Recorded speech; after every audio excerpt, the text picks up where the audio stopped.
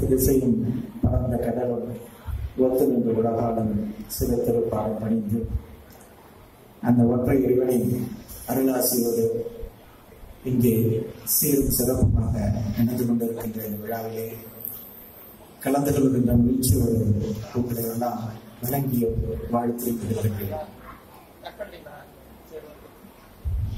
இந்த நிகழ்ச்சியிலே நாம் கலந்து கொள்ள வேண்டும் என்கின்ற ஒரு அழைப்பினை இந்த ஆச்சாரிய குடும்பத்திலே பணியாற்றிக் கொண்டிருக்கின்ற சகோதரி தமிழ்ச்செல்வியிடம் தொலைபேசியின் போது கூறுகின்ற போது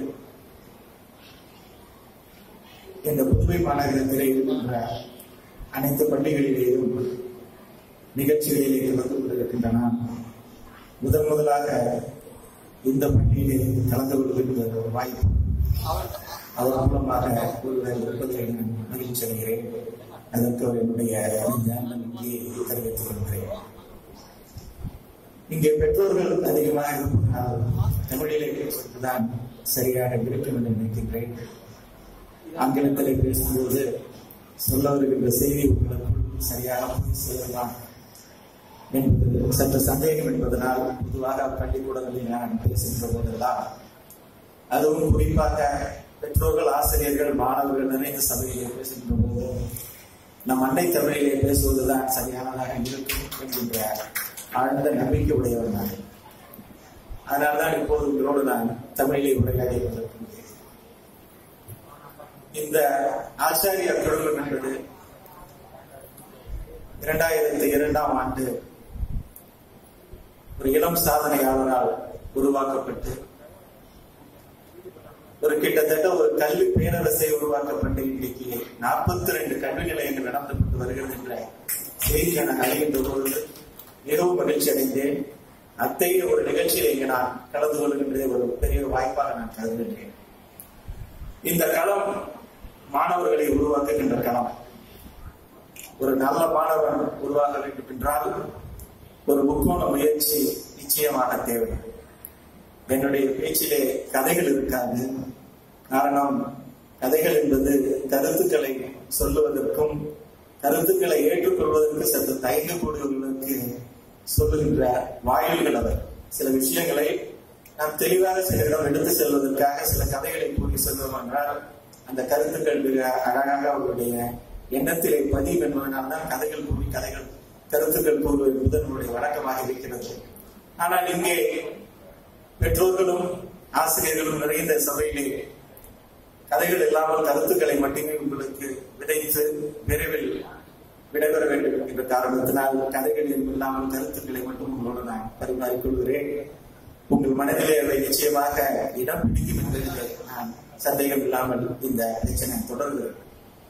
இந்த களம் நாம் ஏற்கனவே சொன்னது போல மாணவ செல்வங்களை உருவாக்குகின்ற களம். இது ஒரு முக்கோண முயற்சி என்பது உங்கள் எல்லோருக்கும் தெரியும். முக்கோணம் என்கின்ற போது ஒருபுறம் மாணவ செல்வங்கள், மறுபுறம் பெற்றோர், இன்னொரு புறம் ஆசிரியர்கள். இந்த மூவருடைய முயற்சியும் இல்லாமல் இந்த மாணவ செல்வங்களை நாம் அறிவில் சிறந்தவர்களாய், திறமைகள் வல்லவர்களாய் நிச்சயமாக உருவாக்க முடியாது. எனவேதான் இதை ஒரு முக்கோண முயற்சி என்று நான் இங்கே கூறினேன். இந்த முயற்சியிலே முழு பங்காற்றுகின்றவர்கள் என்று எடுத்துக்கொண்டால் 2 பேர். ஒன்று ஆசிரியர்கள், அடுத்தது பெற்றவர்கள். இதில் ஆசிரியர்கள் என்பது மகத்தான பணி என்பது உங்கள் எல்லோருக்கும் தெரியும். விதைப்பதை மட்டும் செய்துவிட்டு அறுவடைக்காக காத்திராமல், அதனுடைய பயனுக்காக காத்திராமல் ஒரு தியாக மனப்பான்மையோடு செய்ய வேண்டிய பணி ஆசிரியர் பணி என்பது உங்களுக்கு எல்லோருக்கும் தெரியும். இந்த ஆசிரியர் பணி என்பது அறியாமையை நீக்குகின்ற மருத்துவ பணிக்கு சமமானது. மாணவ செல்வங்களிடையே சிந்தனையை தூண்டுகின்ற, கற்பனையை தூண்டுகின்ற ஓவிய பணிக்கு சரியானது. ஆசிரியர்கள் என்பது நம்முடைய வாழ்க்கையிலே மறக்க முடியாத அங்கத்தினை வகிப்பவர்கள் என்றால் நாம் அனைவரும் ஒத்துக்கொள்வோம். அதில் மாற்று கருத்து யாருக்குமே இருக்க முடியாது. ஆசிரியர் என்பது யார் என்கின்ற ஒரு கேள்வி மாணவ செல்வங்களுக்கு இருக்கும், பெற்றோர்களுக்கும் இருக்கும். இந்த ஆசிரியர் என்கின்ற சொல்லுக்கான விளக்கம் ஆசு இரியர். ஆசு என்றால் குற்றம், இரியர் என்றால் நீக்குபவர். குற்றங்களை நீக்குபவர் தான் ஆசிரியர். குற்றங்கள் என்பதுடனே உங்களுக்கு ஒரு கேள்வி வரும், இதுல என்ன குற்றங்களை சரி செய்திருக்கிறார்கள் என்பது. நம் பிள்ளைகள் எல்லோருமே பிறக்கின்ற போது அறிவில், அழகில், எல்லாவற்றிலுமே எல்லோருமே ஒரே தளத்தில் தான் இருப்பார்கள். அவர்களுக்கு அறிவும் இருக்கும், அறியாமையும் இருக்கும். அறிவும் அறியாமையும் கலந்த ஒரு உருவம் தான் நம் பிள்ளைகள். அவர்கள் பள்ளிக்கு வருகின்ற போது அவர்களிடம் இருக்கின்ற அறியாமையை நீக்கி அறிவை விளங்க செய்கின்ற பணியினை செய்வதனால்தான் நாம் அவர்களுக்கு ஆசிரியர் என்கின்ற பெயரை நாம் எடுத்திருக்கின்றோம்.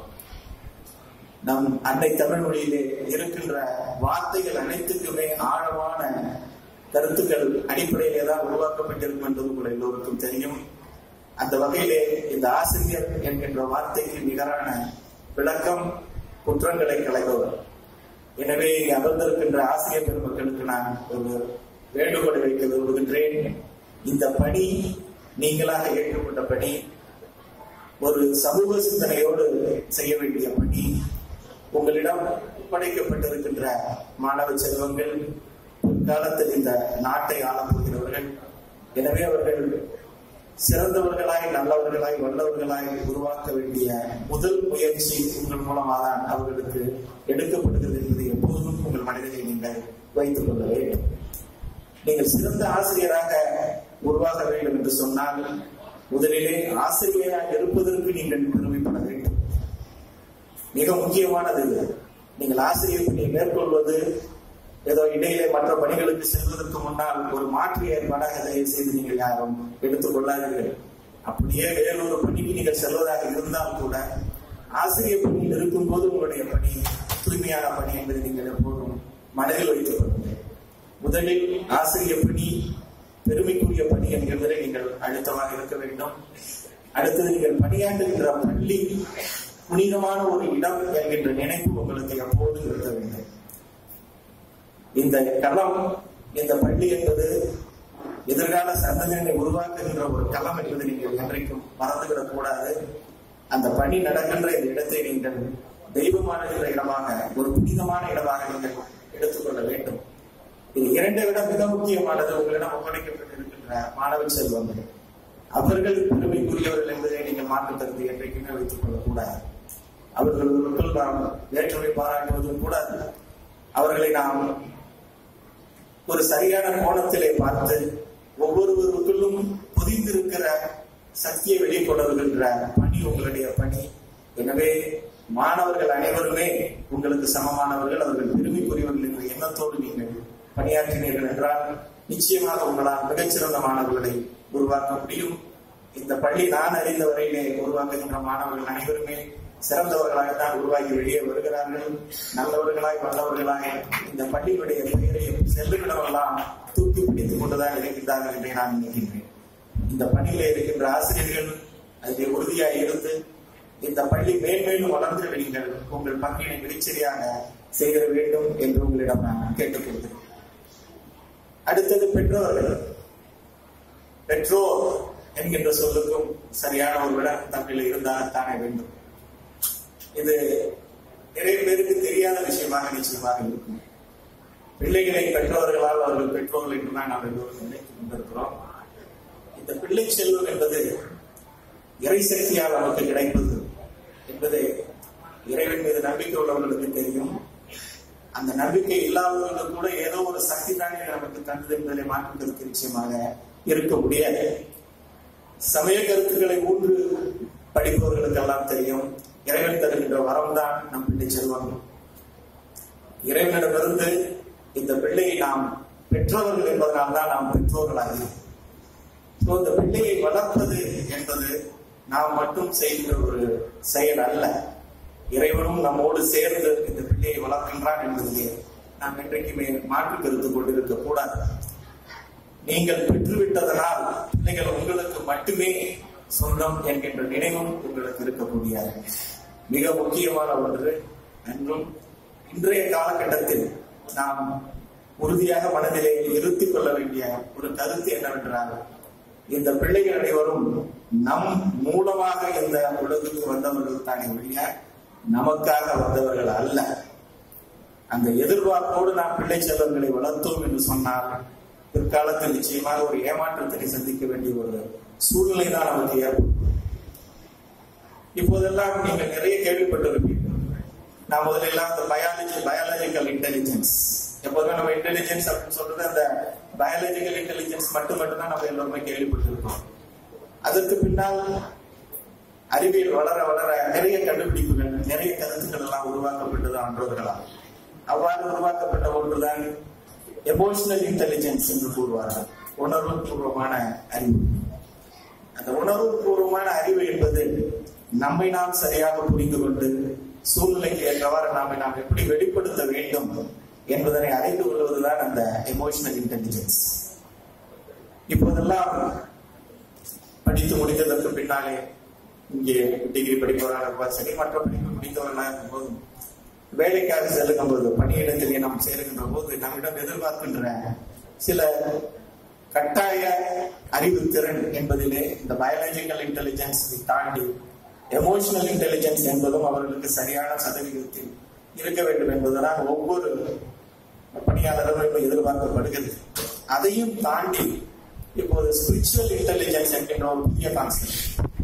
அந்த ஸ்பிரிச்சுவல் இன்டெலிஜென்ஸ் அப்படிங்கிறது என்ன அப்படின்னு சொல்லி சொன்னாங்க, நம்மை நாம் தெரிந்து கொண்டு நமக்கு எதிரே இருப்பவர்கள் யார் என்பதை தெரிந்து கொண்டு அவர்களுக்கு ஏற்றவாறு நாம் எப்படி நடந்து கொள்ள வேண்டும், அவர்கள் நம்மை பாராட்டுகின்ற வகையை நாம் எப்படி வாழலாம் என்பதை நாம் தெரிந்து கொள்கின்ற ஒரு அறிவுத்திறன் தான் அந்த ஸ்பிரிச்சுவல் இன்டெலிஜென்ஸ் என்றார். ஸ்பிரிச்சுவல் என்பது என்றாலே பொதுவாக நம்ம எல்லோருக்கும் இறைவனை வணங்குவது, கோயில்களுக்கு செல்வது, சடங்குகள் செய்வது, இது மட்டுமே ஸ்பிரிச்சுவல் ஆக்டிவிட்டிஸ் நம்ம நினைச்சிட்டு இருக்கோம். ஆனா அது அல்ல. ஆன்மீகம் என்று தமிழிலே சொல்வதற்கும் ஒரு அர்த்தம் உண்டு. ஆன்மீகம் என்று சொன்னால் ஆன்ம இயல், நம் ஆன்மாவினுடைய இயல்பு, இயல்பாக நாம் எப்படி இருக்க வேண்டும் என்பதை கூறுவதுதான் ஆன்மீகம். ஆன்மீகம் என்பது ஏதோ கோயிலுக்கு செல்வதும், கோயிலுக்கு சென்று சடங்குகளை செய்வதும், பரிகாரம் செய்வதும் தான் ஆன்மீகம் என்று தயவு செய்து நீங்கள் யாரும் எடுத்துக் கொள்ளாதீர்கள். நீங்கள் யார், நீங்கள் எங்கிருந்து வந்தீர்கள், எதற்காக வந்தீர்கள், எங்கே செல்ல போகிறீர்கள், எங்கே செல்ல வேண்டும் என்பதை நீங்களே தீர்மானித்து உங்களை நீங்கள் அதற்கு தயார்படுத்திக் கொள்வதற்கான ஒரு அறிவு நிலையை நீங்கள் அடைவதற்கு உங்களுக்கு பயன்படுவதுதான் இந்த ஆன்மீகம். எனவே பெற்றோர்களே, உங்களுடைய பிள்ளைகள் உங்கள் வழியாக இந்த உலகத்துக்கு வந்தவர்கள் என்பதை நீங்கள் என்றைக்கும் மனதிலே வைத்து அவர்களிடமிருந்து உங்களுடைய எதிர்பார்ப்புகளை குறைத்து உங்களுடைய எதிர்பார்ப்புகளை அவர்கள் மேல் திணிக்காமல் அவர்களாகவே அவர்களுடைய வாழ்க்கையை எப்படி அமைய வேண்டும் என்பதை சிந்திக்கின்ற ஒரு வாய்ப்பினை அவர்களுக்கு நீங்கள் ஏற்படுத்திக் கொடுக்க வேண்டும். இதை சுருக்கமாக சொல்ல வேண்டும் என்றால், சிறு வயதிலே நம் பிள்ளைகள் நடக்கும் போது தவறி கீழே விழுந்து விடுவார்களோ என்ற பயத்தில் அவர்கள் கைகளை பிடித்து நாம் செல்வோம். கை பிடித்து நடப்பது முதல் நிலை என்பது கை பிடித்து நடப்பது. குழந்தை எதிலும் ஈடுபடாமல், கீழே விழுந்து விடாமல் தைரியமாக நடந்து செல்கின்ற ஒரு பயிற்சியை தர வேண்டும் என்பதற்காக அவருடைய கையை பிடித்து நாம் செல்வது முதல் நிலை. அடுத்த நிலை, நிறைய பேர் இன்றைக்கும் 10 வயதானாலும் சரி, 15 வயதானாலும் சரி, 20 வயதானாலும் சரி, இன்றைக்கும் பிள்ளைகளுடைய கைகளை பிடித்துத்தான் செல்ல வேண்டும் என்கிற நினைவுடனே வாழ்ந்து கொண்டிருக்கிறார். அது தவறு. அடுத்த நிலை, அந்த பிள்ளை தன்னை பற்றிய சிந்தனையை வளர்த்துக் கொள்ளுகின்ற போது, தன்னைத்தானே நிலைநிறுத்திக் கொள்ளுகின்ற போது நீங்கள் அவர்களுடைய கைகளை பிடித்து செல்லக்கூடாது, கைகளை கொடுத்து நடக்க வேண்டும். இது கை கொடுத்து நடப்பது, இது இடைநிலை. கை பிடித்த நிலையிலிருந்து மாறி கை கொடுத்து நடக்க வேண்டும். அந்த கை கொடுப்பது எதற்கு என்று சொன்னால், நான் உன்னோடு தான் இருக்கிறேன், உன்னுடைய பயணத்தில் நான் உடன் தான் இருக்கிறேன், உனக்கு தேவையானதை உனக்கு செய்ய வேண்டிய கடமையில் உள்ளவனாக நான் நினைக்கிறேன், அதனால் உனக்கு நான் கை கொடுத்து வருகிறேன் என்று கை கொடுத்து நடக்க வேண்டும். அதையும் தாண்டி அடுத்த நிலைக்கு நம் குழந்தைகள் செல்கின்ற போது அவர்களுடைய வாழ்க்கை தரம் எப்படி இருக்க வேண்டும், எந்த படிப்பு படிக்க வேண்டும், எப்படியெல்லாம் வாழ்க்கையை உருவாக்கி கொள்ள வேண்டும் என்கின்ற எண்ணம் அவர்களுக்குள்ளாகவே உருவாக்கி கொண்டிருக்கும். அந்த சமயத்திலே நாம் கை விடுத்து நடக்க வேண்டும். அவர்கள் செல்வதை காண வேண்டும், அவர்கள் வளர்வதை கண்டு நாம் மகிழ வேண்டும். ஆனால் அதே நேரத்தில் கை விடுத்து அவர்கள் செல்வதை பார்த்து, அவர்கள் வளர்வதை பார்த்து மகிழ்ச்சியோடு நாம் சந்தோஷப்பட வேண்டும். அந்த நிலை என்பது கை விடுத்து நடக்கும்.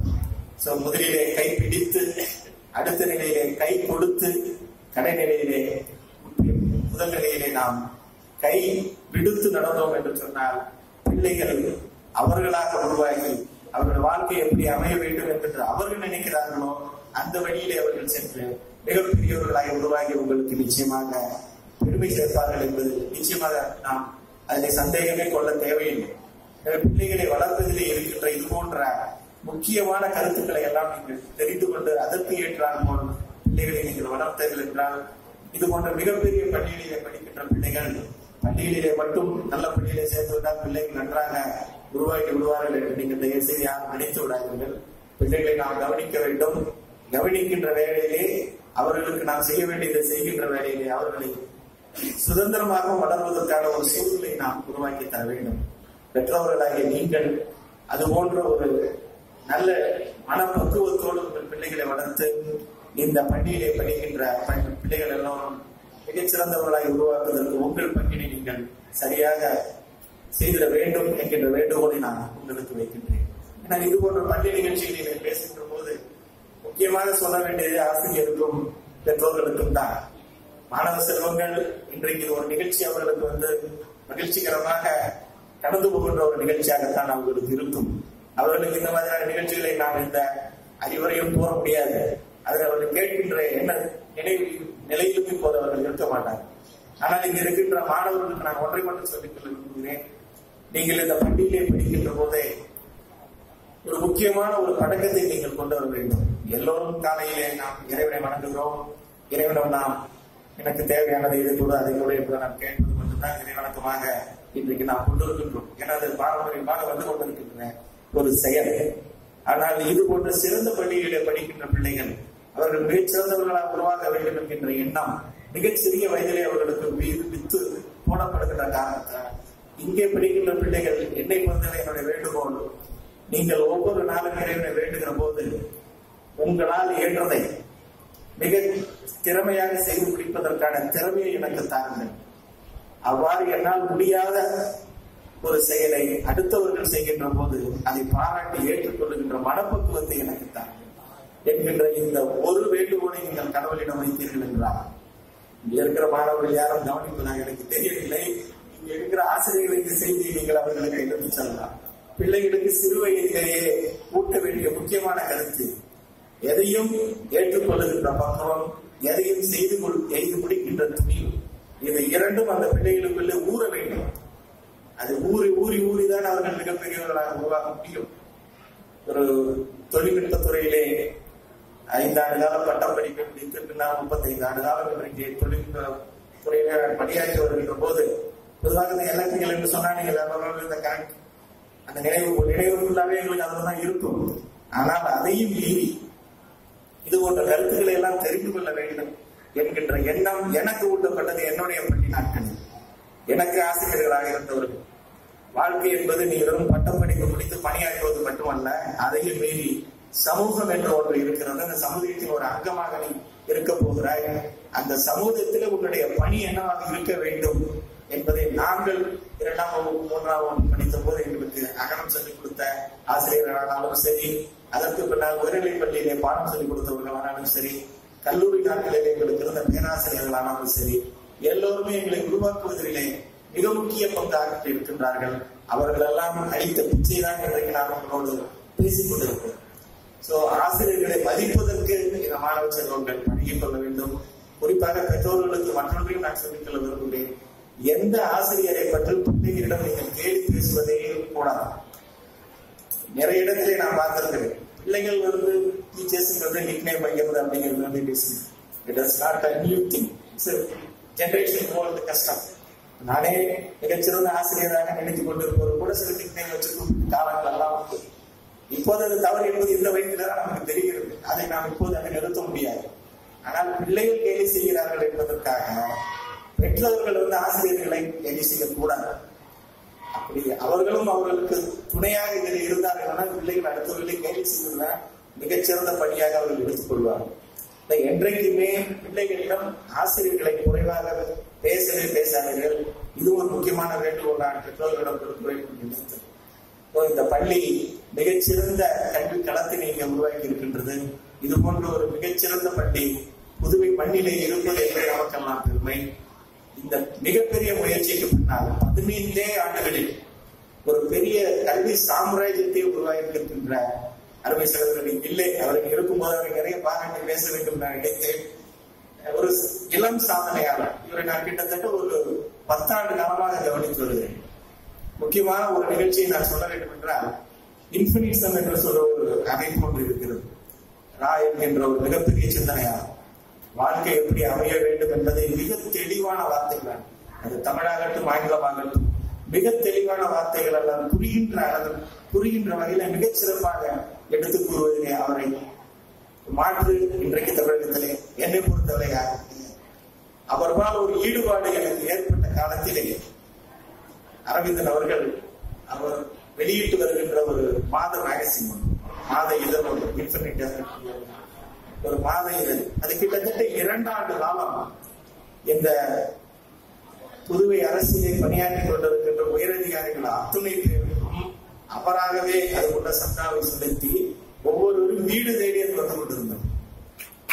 மிகப்பெரிய ஆட்சியை விளக்கு. அப்போது அவருக்கு 30-35 வயதுதான் இருக்கும் என்று நினைக்கிறேன்.